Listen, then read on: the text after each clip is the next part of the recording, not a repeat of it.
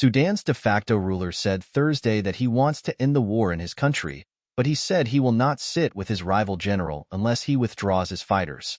"We are keen on stopping the war and restoring peace and security, without any preconditions," Army Chief Abdel Fattah al-Burhan told reporters in New York, where he was attending UN General Assembly meetings. However, he stated several conditions for talks to start. "We will never sit with Hemedti unless his forces pull out, and unless they implement what we agreed to," he said, referring to his rival, the head of the Rapid Support Forces, Mohammed Hamdan Dagalo, known as Hemedti.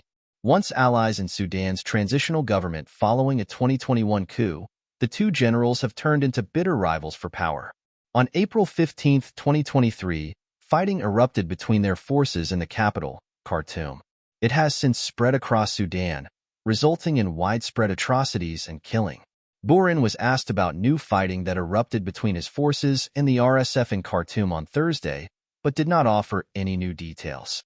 Earlier Thursday, Burhan addressed the UN General Assembly annual debate. He used most of his speech to talk about the war in his country. Not to be outdone, his rival, Hemedti, issued a General Assembly speech of his own.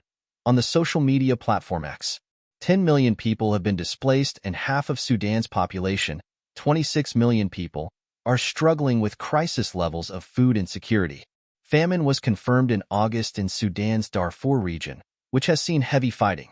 At least 14 other areas of Sudan are considered at risk of famine in the coming months. "The food gap is there, but it hasn't reached the level of famine yet," Burhan told reporters. Regarding efforts by the United States and Saudi Arabia to bring the parties to the negotiating table in Switzerland in August, the army chief said it didn't happen because external parties interfered with the process. The Sudanese military accuses the United Arab Emirates of arming and equipping the RSF. The UAE was invited to a meeting in Switzerland in August and Burhan did not attend. He said he was also not happy with how the invitation was sent to him, in his personal capacity, not as head of state. He added that any peace process should be purely Sudanese-led. Asked about a July phone call he had with the leader of the UAE, Sheikh Mohammed bin Zayed, Burhan said he told the Emirati that the RSF has received either direct or indirect assistance from the UAE in the forms of weapons and training. He said MBZ, as the UAE leader is known, promised to reconsider the situation. A report by a UN panel of experts earlier this year said there was substance to media reports that cargo planes originating in the UAE capital had landed in eastern Chad with arms, ammunition, and medical equipment destined for the RSF. Publicly, the UAE denies that it arms the RSF and says it has only sent humanitarian aid to Sudan.